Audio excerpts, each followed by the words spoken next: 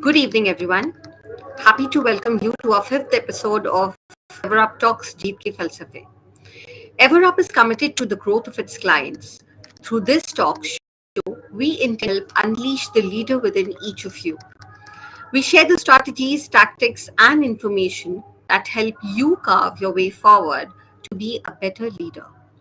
Many times in life, we get lost in the rat race and we forget that we are social animals and we need to behave like one to feel each other's existence. Our today's guest is one such person who follows this value. She is termed as one of the most humane personalities people have known. Her energy and smile both are infectious, which certainly makes the environment around her lively.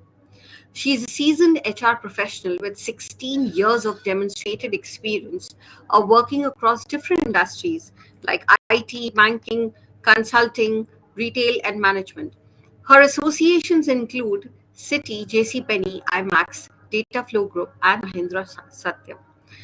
She is a commerce graduate from Delhi University and has completed both her bachelor's and master's in HR.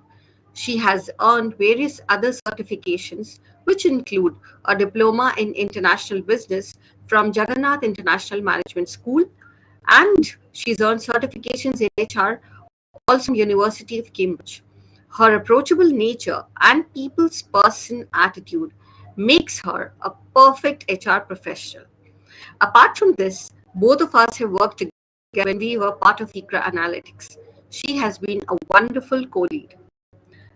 Nothing more to add on. I think it's better to hear from her mouth itself. Please welcome Yogita Sethi, currently functioning as the VP at Majesco. Welcome, Yogita. Thank you for joining us. Thank you, Insha. Good evening, everyone. Thanks, Insha, for a warm welcome and for all the nice words. Happy to be associated with you on this platform and, of course, offer any help that the audience would want. So yeah, we can get started. Thank you. Thank you so much, Yogita. So, right as I gave you introduction, I would like to start directly from there. People always refer you with one common trait: lively and energetic. How do you feel about it, and what keeps you running like this daily? Okay. So I think as a person, I'm an extrovert personality. So I love to get engaged with people. I love to talk. And I think I call myself as somebody who talks a lot. So I think because I'm an extrovert personality, I think this flavor of being energetic and lively comes very naturally to me. I like to get associated, wherever I am. I like to introduce myself, get started, talk to people, make them feel comfortable. I think because of the nature, I think because I'm an extrovert person, I think because of my nature, I think these attributes of, reaching out to people, being lively, being enthusiastic about whatever I do comes very naturally to me.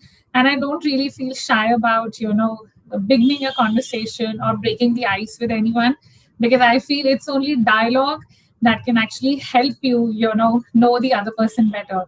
So somebody has to start a dialogue, to have a fruitful conversation. And I think I don't mind taking that initiative. So yeah. That was lovely.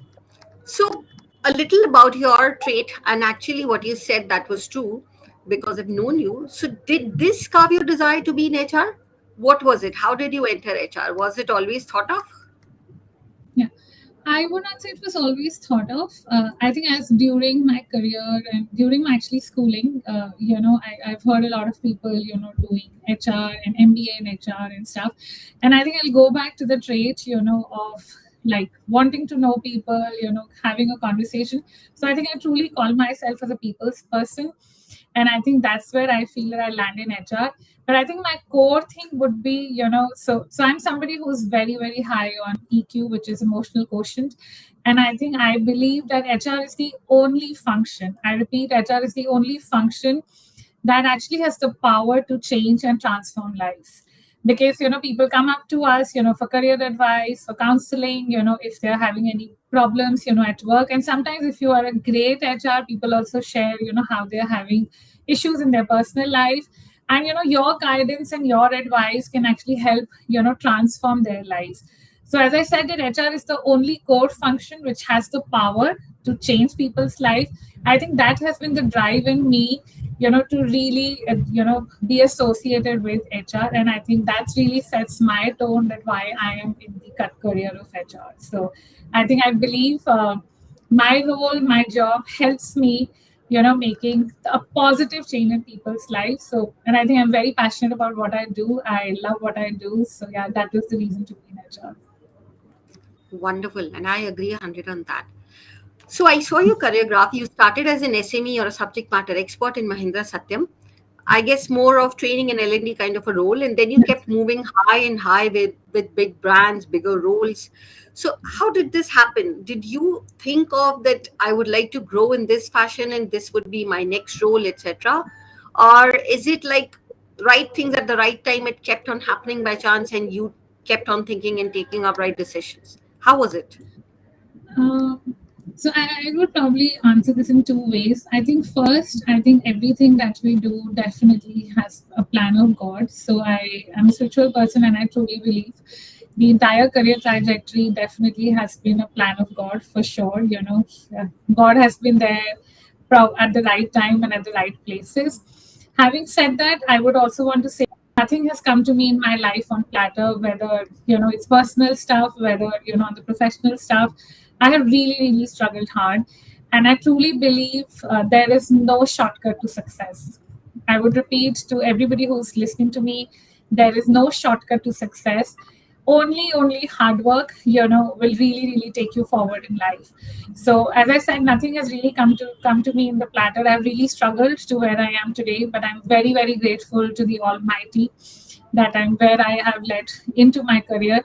So nothing really was planned. Of course, Satyam, Mahindra Satyam now was my campus placement when I finished my postgraduate MBA.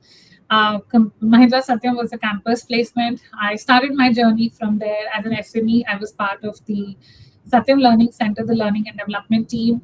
That took me away from my hometown, which is Delhi. So I moved to Hyderabad, and I always had a desire to come back to home. So of course I was looking for opportunities, and that's where Citibank happened.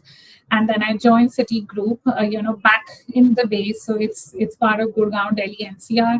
And from there on, I had different opportunities, hailing between Delhi and NCR. Yeah, definitely nothing planned.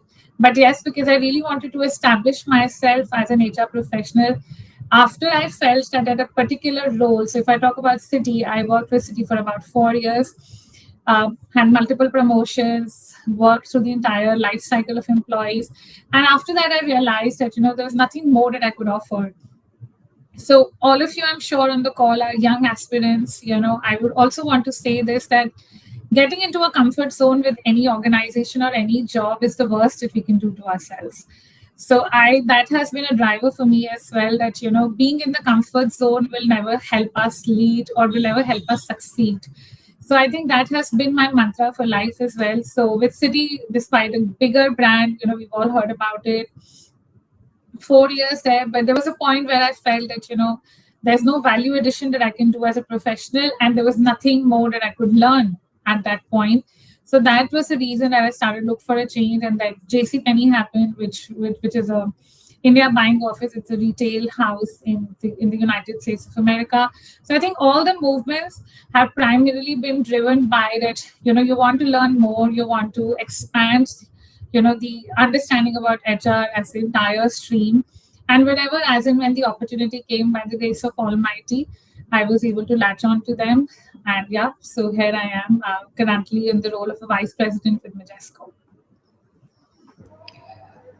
And actually, I really liked the way, I mean, I believe that the honesty that we have, that when we feel that nothing more to contribute or rather we need to move on to learn. So you brought in a very important point out there. And here I would like to also pinpoint this part, that a lot of people nowadays, they switch jobs too quickly and then get into that difficult situation of keeping on explaining their decisions. So what would be your advice? I mean, every time it's not possible for people, that they feel that when I reach a stage that I'll not be able to contribute, and they don't want to land up waiting for that because maybe patience gives up, a lot of reasons.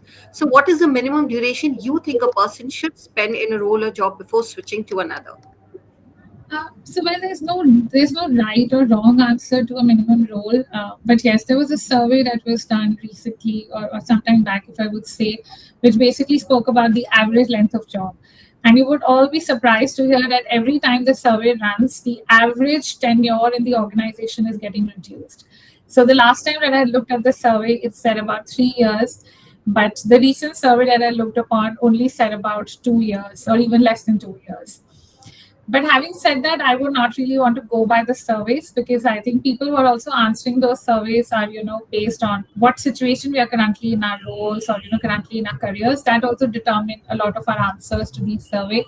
So yeah, there's no right and wrong answer. I think I would only say that as far as there is a learning curve that you see in the organization, as far as, your co-workers, your co-leaders, your management is supportive, as far as you have career opportunities within the organization and you feel that it's a two-way process, that you are learning, you are being rewarded, you are giving your best, and in return you see that the organization is also contributive of your success in the career ladder. I think there's no reason to change. But yes, if we feel that the organization doesn't really have a future, or it's a toxic environment, or you don't feel that you're being rewarded for what contributions or what skill set you bring to the table, then of course one should look at. But yeah, no really right or wrong answer whether it's 1 year or 2 years. I think it's all about each of us judgment, what role we are playing, and how the organization is also supportive of our journey in the company. Absolutely. And thank you for that. So, just keeping on this chain going on. So, according to you, what are the hot skills nowadays corporates look for, even in freshers, that they should carry with them? I think to me, the first foremost is attitude and integrity, because I think a lot of these millennials or even youngsters these days, college pass out, really probably just want to make very big in their first or two jobs. That, I need to earn an X amount of CDC, to maintain my lifestyle, to do party, to do gymming, to do travel. I think we're only looking at the compensation, which really these the youth today looks at. But I think the organizations are really looking at that skill set of having the right attitude, you know and of course with that skill, that are you able to table what the job requirement is? Do you really have that integrity to contribute to the organization? Because let me tell you, if you are an IT expert, let's say in a skill set of Java or a Scrum Master, or maybe, for example, a finance graduate, trust me, there's so many others having the same skill set. But how that differentiates you is, your honesty, your integrity, and your attitude. Why I'm focusing high on attitude? Because attitude is something that if you really have the attitude that I want to learn, this is my new job, I really want to, learn from this opportunity. If we have that learning attitude, trust me, nobody can pull you down.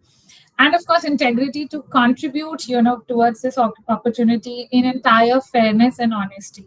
So I think these are the two strong things that a lot of organizations are looking. Yes, everything else is more technical, what role one is applying for based on the job description, whether it's an IT skill set, whether it's a finance skill set.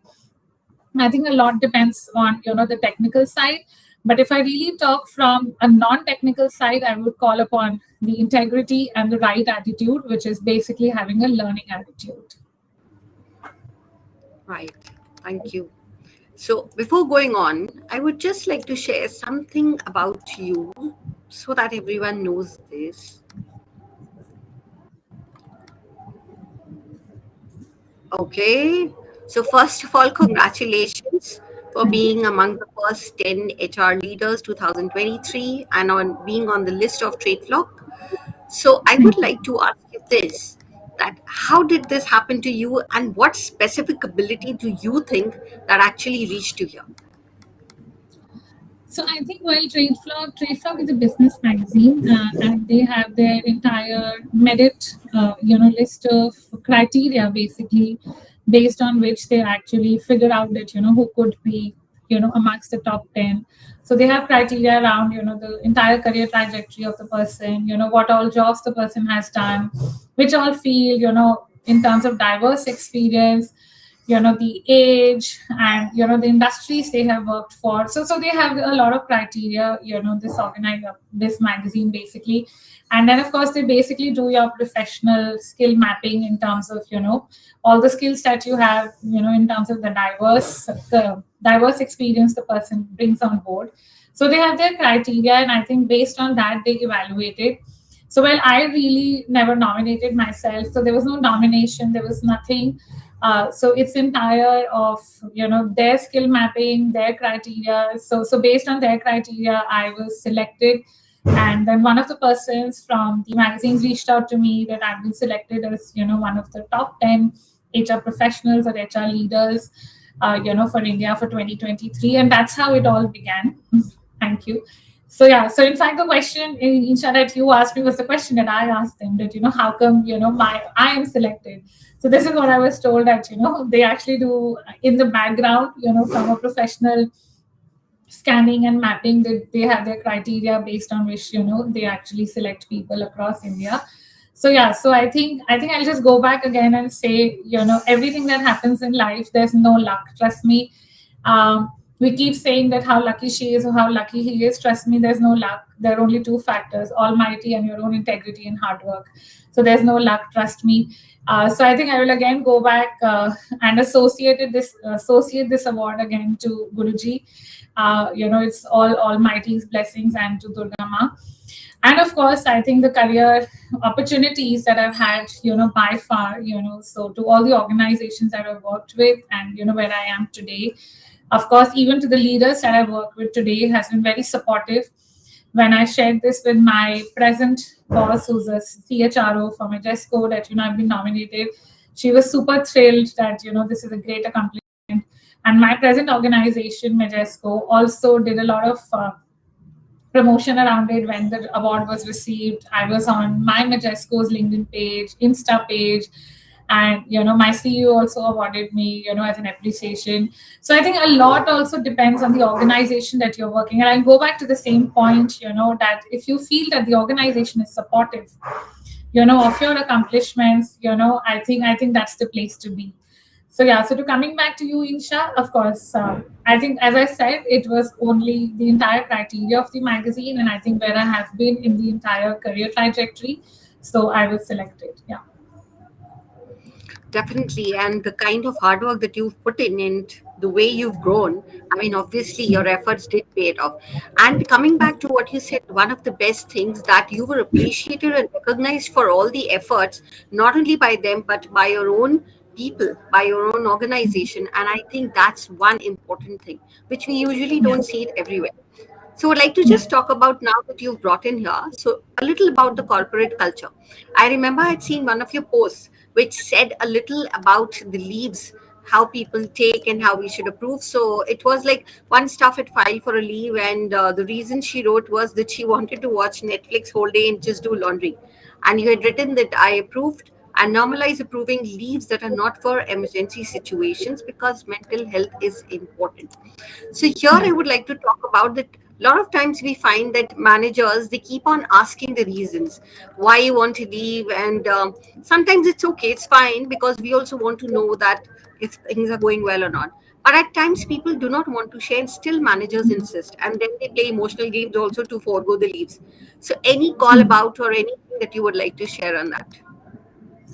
I think I would definitely, and thank you for asking this question, Isha, because I think I would definitely want to use this platform to say that, if there are any managers on the call or if there are any leaders on the call, please don't ask why somebody wants to take a leave. I think I would really want to use this platform to be very, very vocal about it.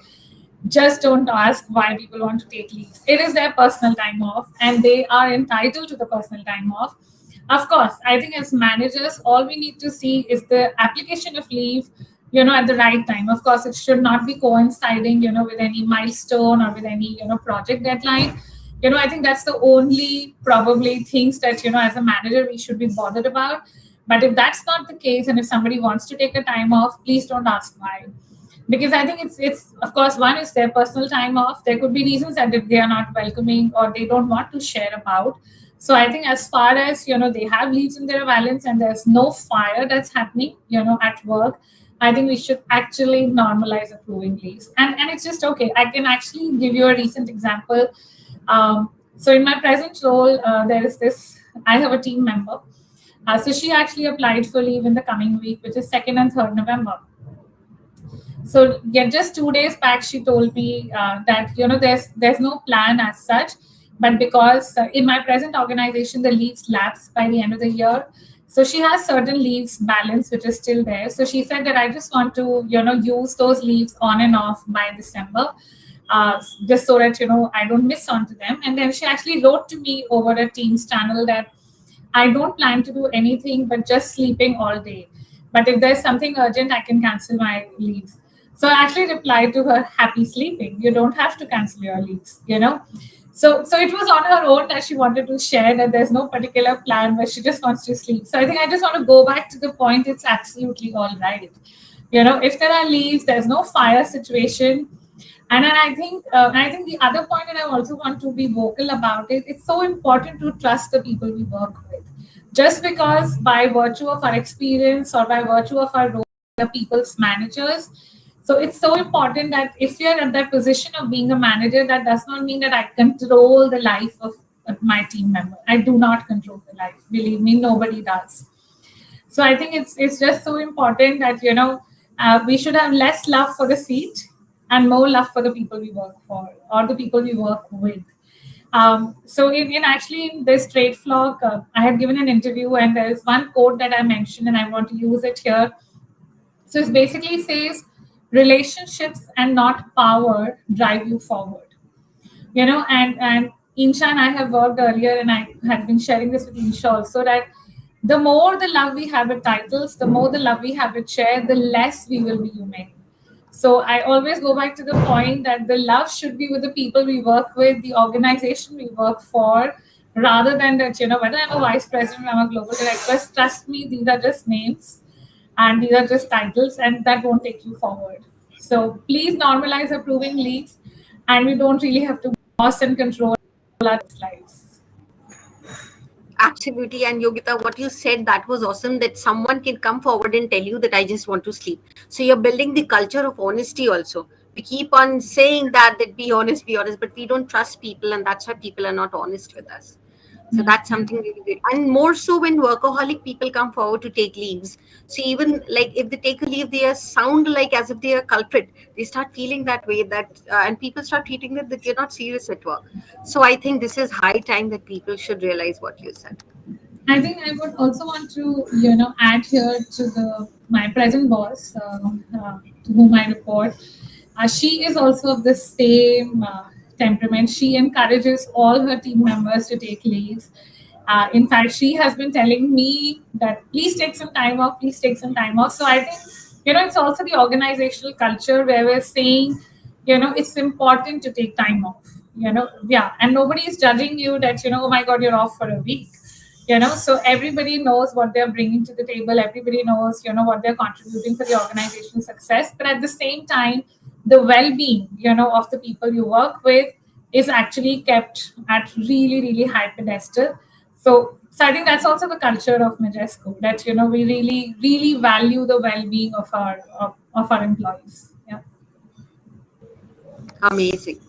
And since we spoke so much about the trust issues and everything, so I think a lot more issues also keep on creeping like this. Like a lot people come up with bias, environment, or toxic effects, and then a lot of times we even hear from people who come up to talk to us as HR that corporates make promises only to get work done, but they do not fulfill.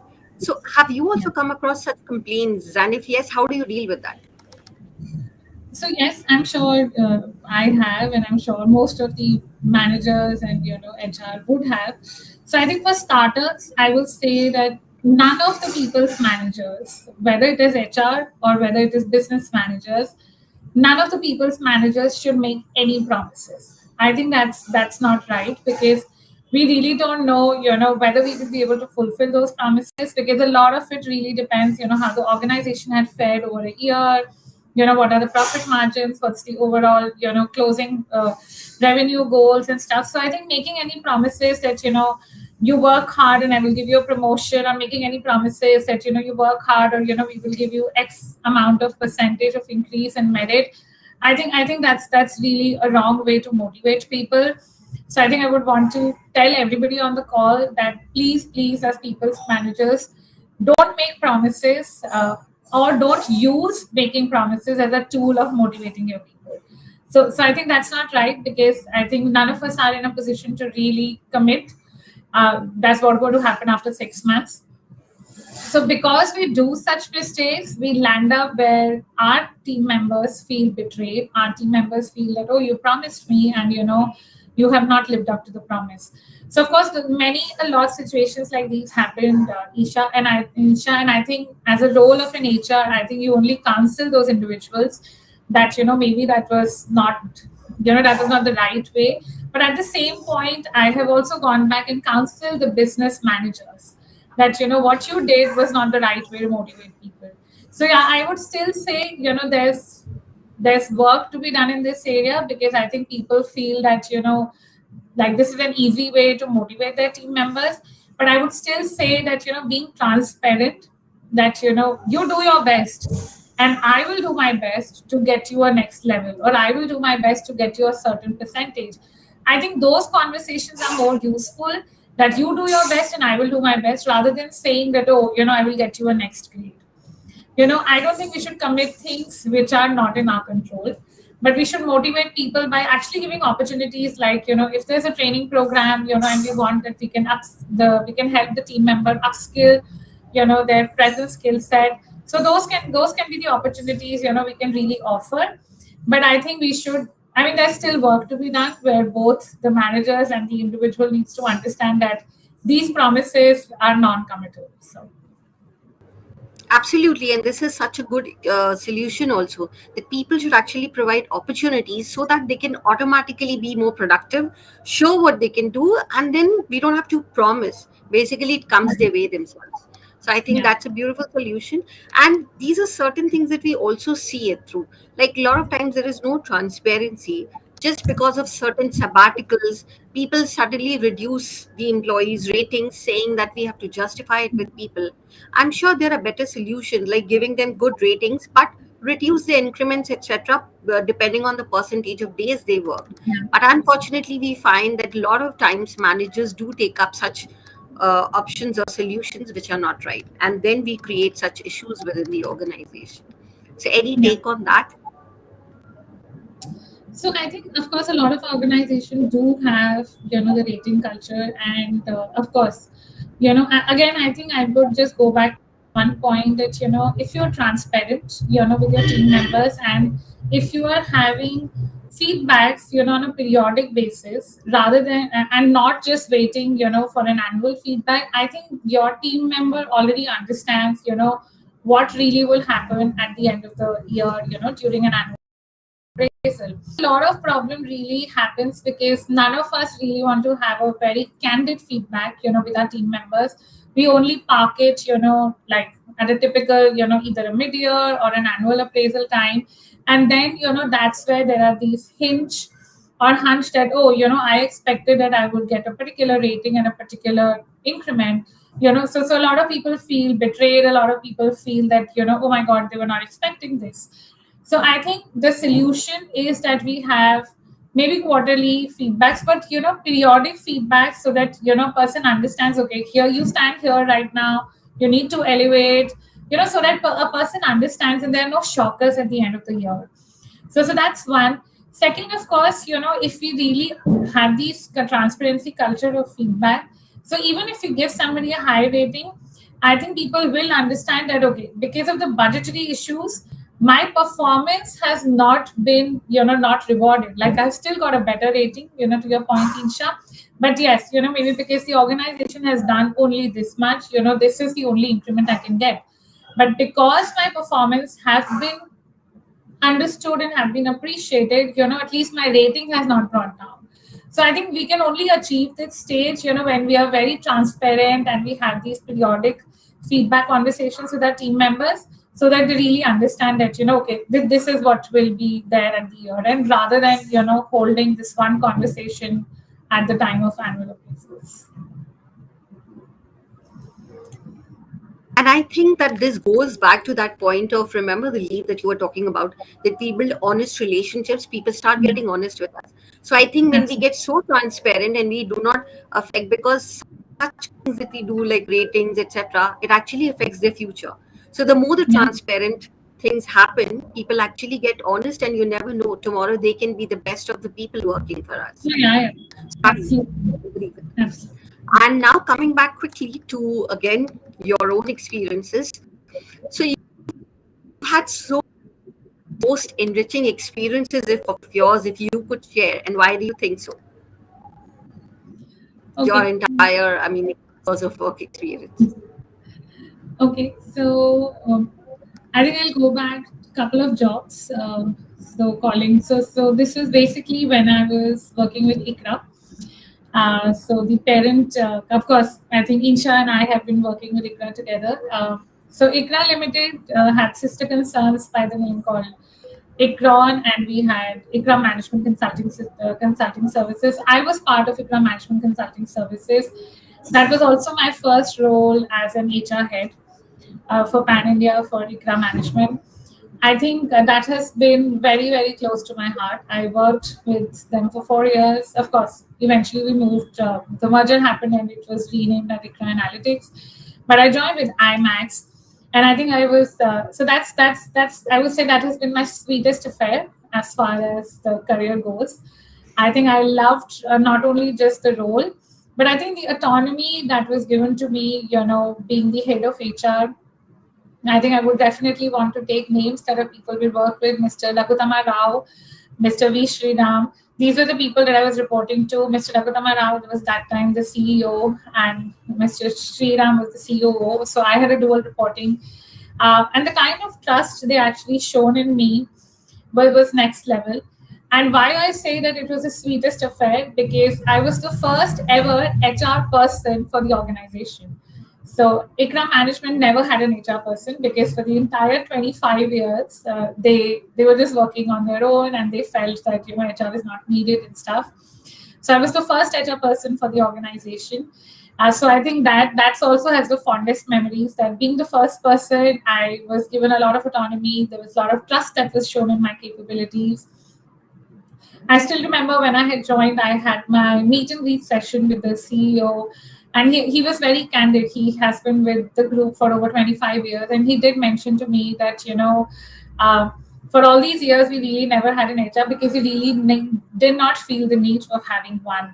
And then he actually told me that, okay, the floor is yours, and let's just see, if you're able to change my impression that HR can really contribute to the organization. And that was my first conversation with him. And I just smiled and I said, I will work my best, and I would ensure and I would try that, this thing is changed. So he said, okay, let's see. And within just 6 months, he actually called me and he actually said that I take my words back, because in 6 months, you have been so phenomenal in terms of your contribution, that I truly believe that HR actually plays a very crucial role for the success of the organization. So I think coming from him, and he's somebody that, I'm a big fan. Thanks. He's somebody I'm a big fan of. I think he's probably the most knowledgeable person I've met in my life. He's very, very encourages you, basically. So I'm a big fan of his. So coming this from him meant a lot to me at that time, and it still means a lot to me. But obviously meant a lot to me at that time, because to be able to change the perception of HR for somebody who feels HR is really not needed, and who has such strong point of view, to be able to change that impression he carried for 25, 30 years within 6 months, I think meant a lot. But of course, I give them to give also, as I said, that, they really let me loose. It was like the floor is yours, you want to rework on the policies, you want to do whatever with employee engagement, run it your way.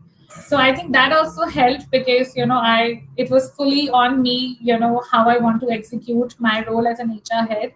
So I think that has been the sweetest affair, Insha. The second one is my present role with Natesco. It's a US based organization. It's an IT company. We make products for insurance companies. So that's basically the business. So why this? Because of course a new role, but the way I have been inducted, at such a senior role. So I give a lot to my present manager, which is Melissa, and to my CEO, which is Adam, and the way they have actually helped in the overall induction process, make me feel warm, make me feel at home, because they are based out of the US and I am working out from India. It has been such a smooth journey, and again, there has been a lot of autonomy, that I've been given, in terms of running the India and APAC business, plus the co-leaders that I work, my business leaders, in the organization, and most of them have been with the organization for donkey years.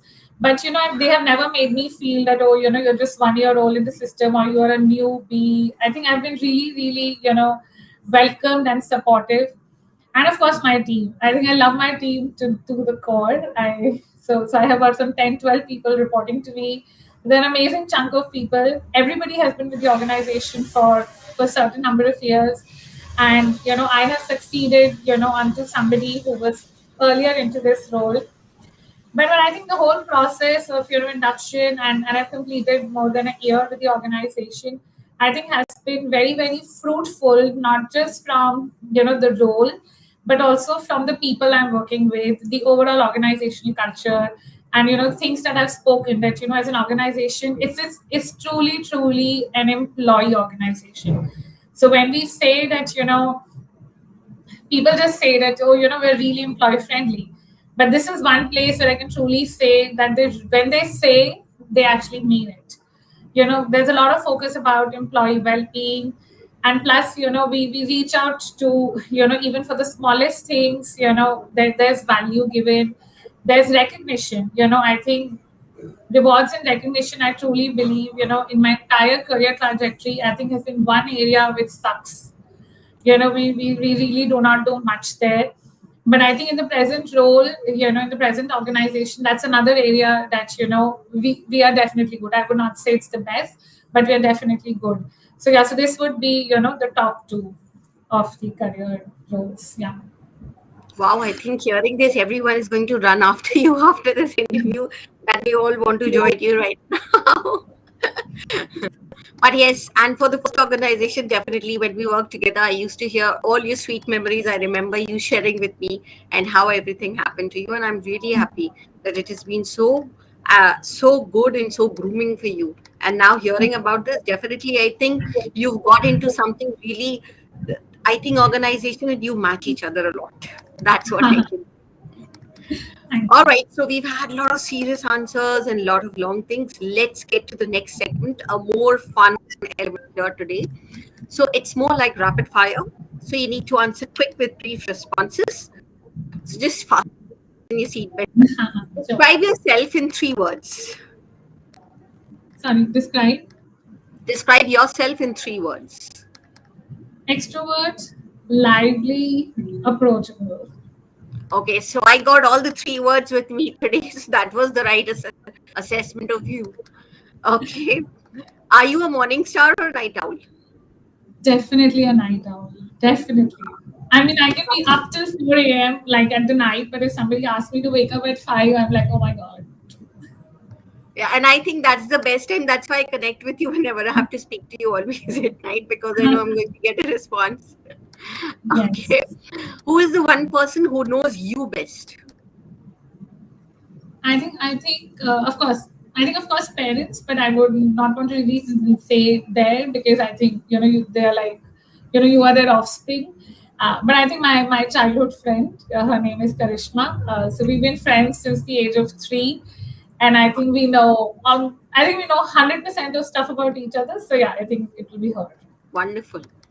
So, what's the first thing you notice about someone when you meet them? I think the way a person carries themselves, because I think I am somebody who I boast about saying this. I'm somebody who gets to read the body languages very quickly. So I think it's the way the person carries himself or herself, because the body language speaks a lot about the person. So yeah, so that's something that is the first catch I have. Wow, amazing. So, what's the nicest compliment someone has ever given you? The best one that you like? Maybe anyone. I know you've got a lot, so you have to think through. Yeah, to think through. But I think I would just go back to. So I don't really remember the verbatim.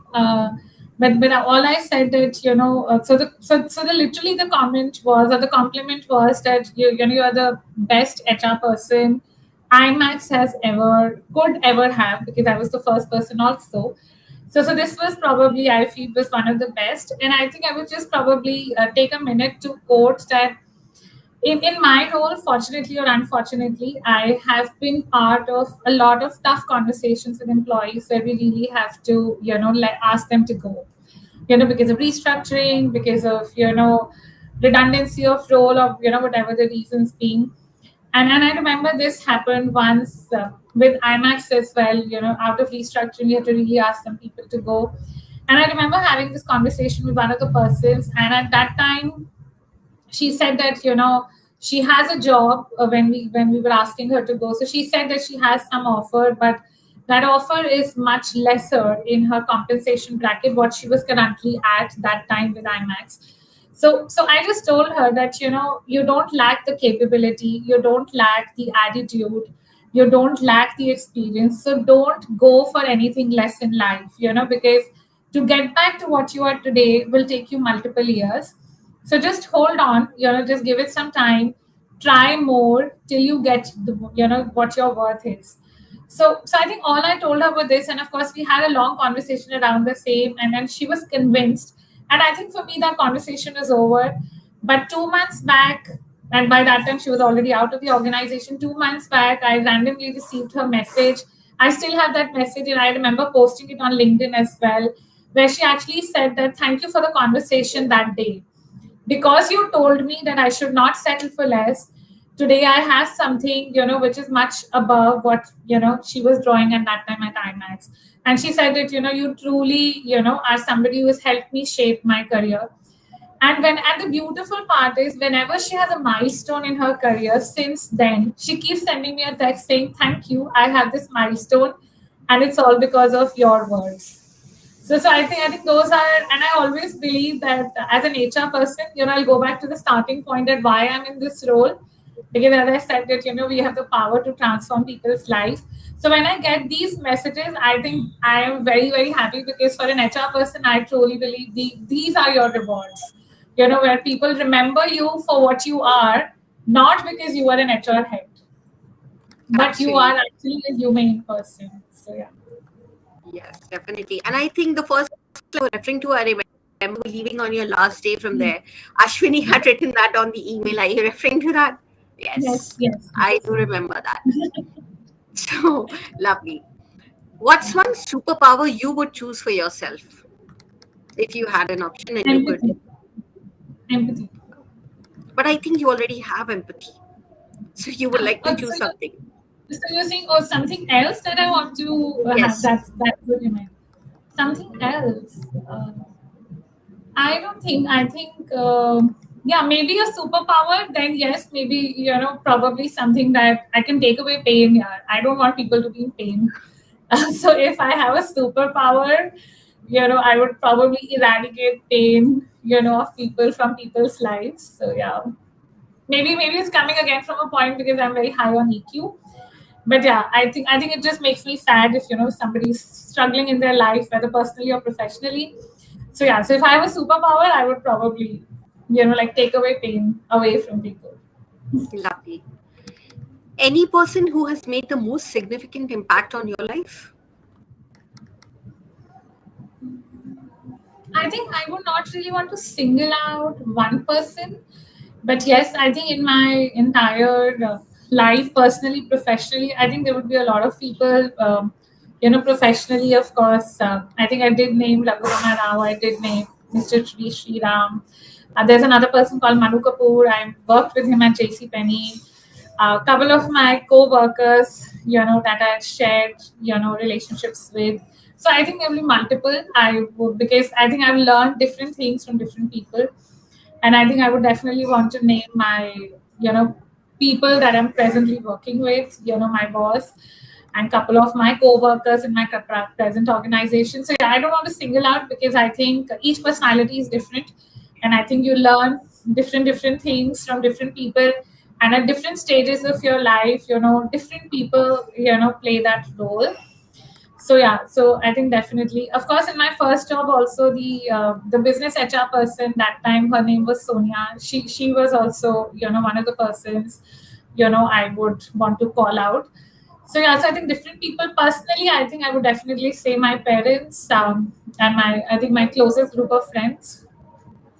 Lovely. If you had the power, or rather we give you the power, and you could invent a new holiday, what would we celebrate?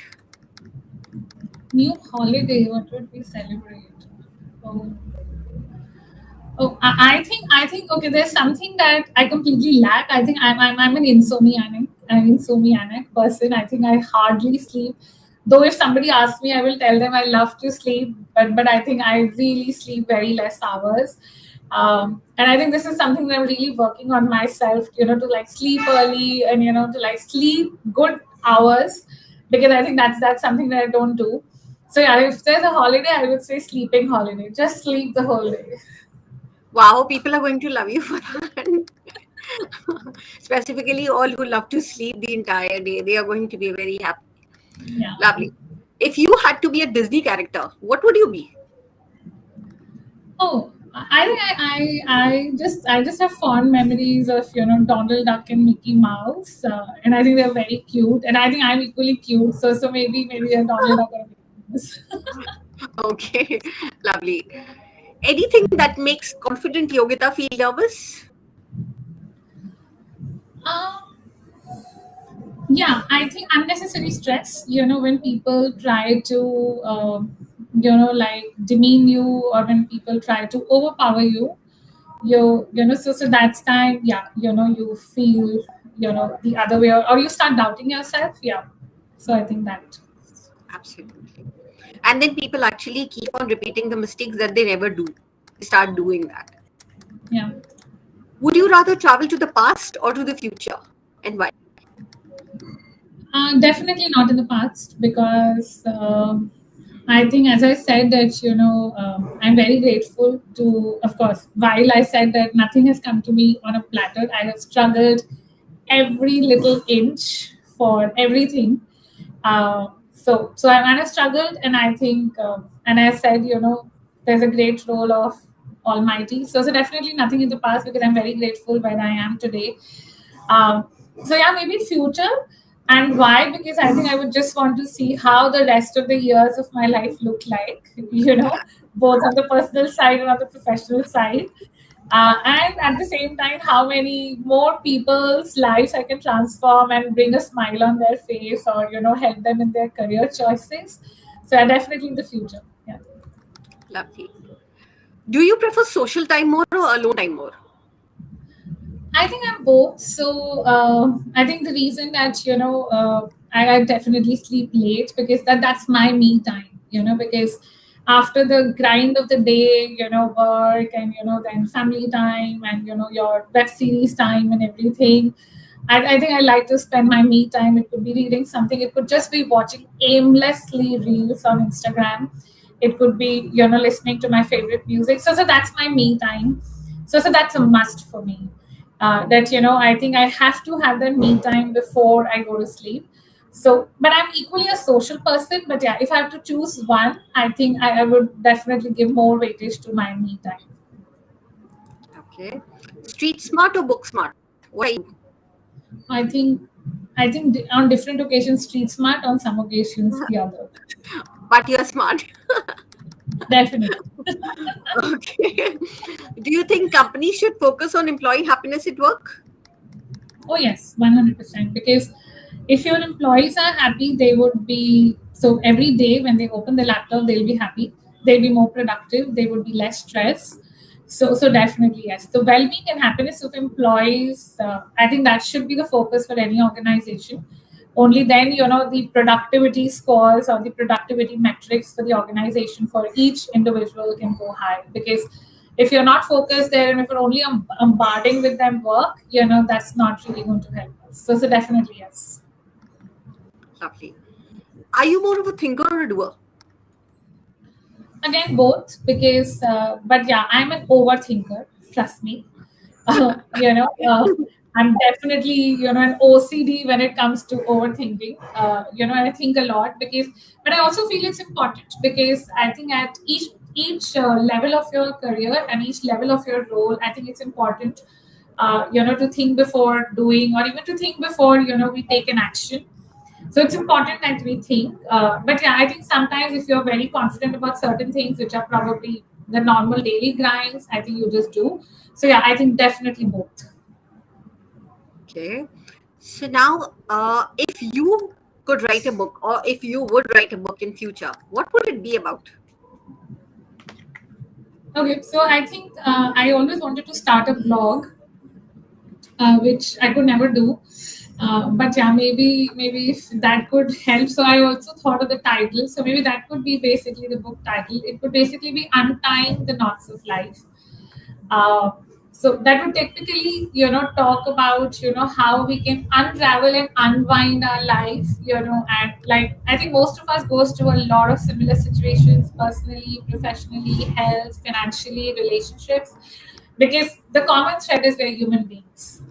So because we are human beings, we are going to go through, these things, some in graveness, some in less grave, but we're going to go through all of this personally, professionally, relationship, health, financially. So Untying the Knots of Life would be a book which basically helps, in how we can actually deal, with these daily issues. So yeah, so maybe that, and probably have a more peaceful and happy life. Lovely. So I think that suits also because you keep on. I mean, so many people feel happy about talking to you, conversations. So I'm sure your book is going to help everyone. Any Hopefully, hidden I'll get talent of yours? Any hidden talent of yours that you think people don't know and you would like to share today? I think people close to me know, but I love to sing. So I think I would definitely call myself as a decently good singer. So yeah, I remember I have seen you singing in a yeah, party. Yes. yes. Okay. If you could invite three people, since we spoke about a party, let's go to that. If you could invite three people to a dinner party, who would you invite and why?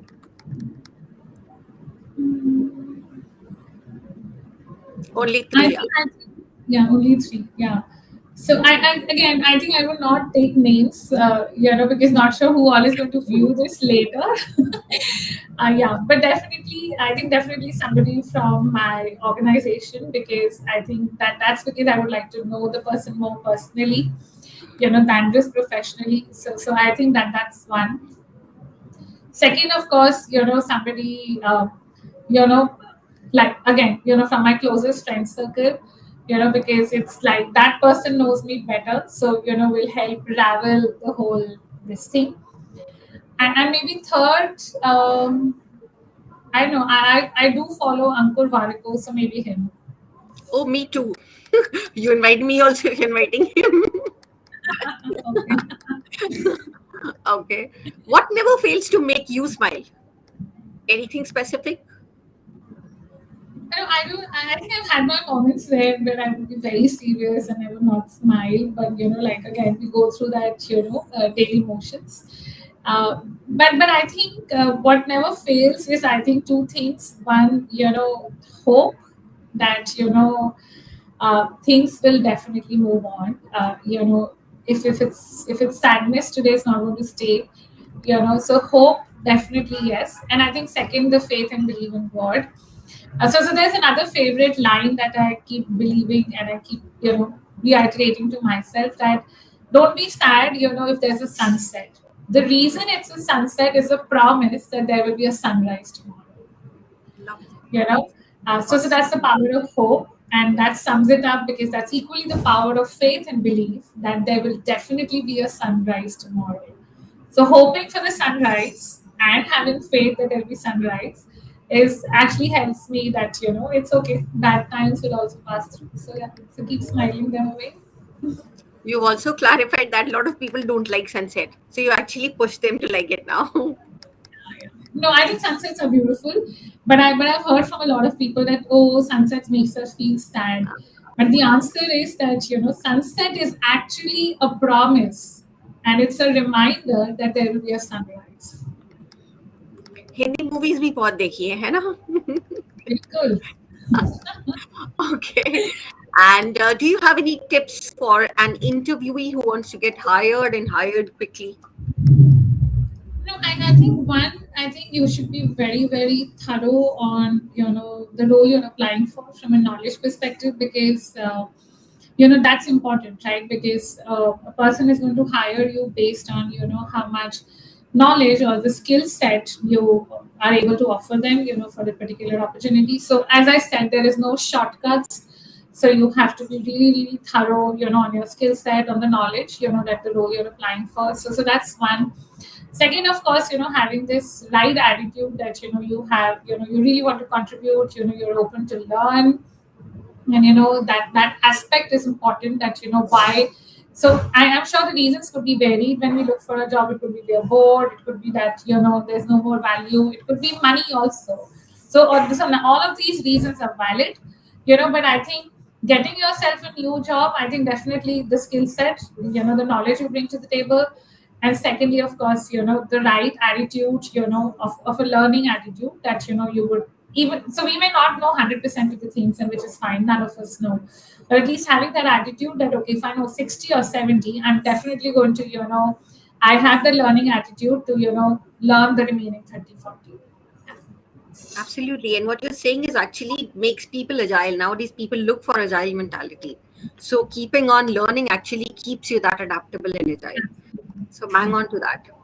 That was fun, exciting, and got to know so much more about you today. In spite of knowing you, I didn't know so much about you. So that was really great. And I think I learned a lot through rapid fire.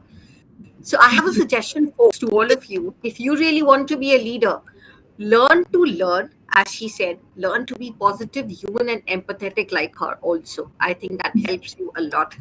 Any last messages, Yogita, that you would like to share with everyone? I just one thing, that don't feel that, we are running late in life, or don't feel that, things are not happening, because trust me, we everything happens at the right time. So don't feel that, because I think as a human being we have tendency to compare that, oh, my peer set is already at this level, making this amount of money, I'm still here. But it's okay, you will be here, or you'll probably be here when your time comes.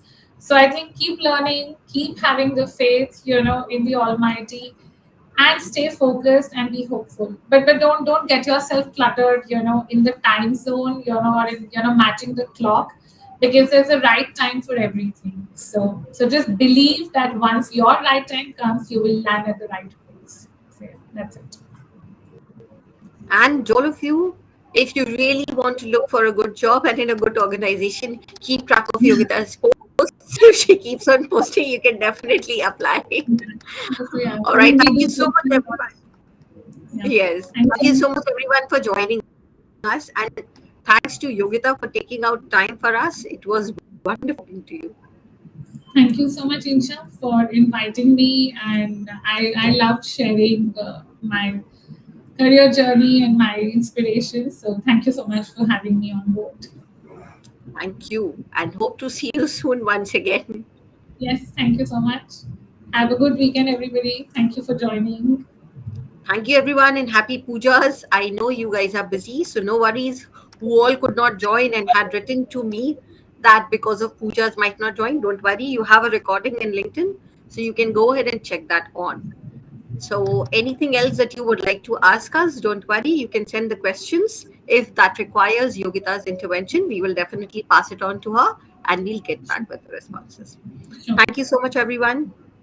See you Thank in the you. next week or next episode. Not next week, we have a break. Thank you so much.